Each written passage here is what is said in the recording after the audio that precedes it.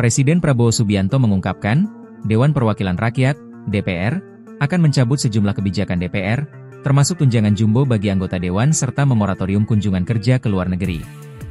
Hal ini disampaikan Prabowo seusai bertemu dengan pimpinan MPR, DPR, DPD, dan para ketua umum partai politik di Kompleks Istana Kepresidenan, Jakarta, Minggu, 31 Agustus 2025. Para pimpinan DPR menyampaikan akan dilakukan pencabutan beberapa kebijakan DPR RI, termasuk besaran tunjangan anggota DPR dan juga moratorium kunjungan kerja ke luar negeri, kata Prabowo, Minggu. Prabowo menyebutkan, para ketua umum partai politik juga akan mengambil tindakan tegas terhadap sejumlah anggota DPR yang pernyataannya membuat gaduh.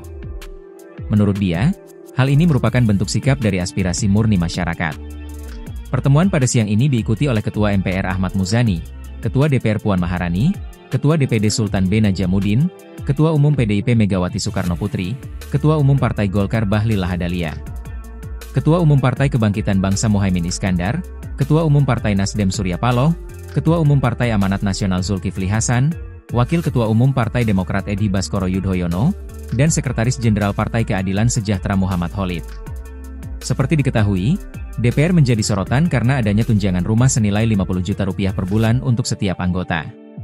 Selain itu, anggota DPR juga disorot karena melakukan kunjungan ke luar negeri.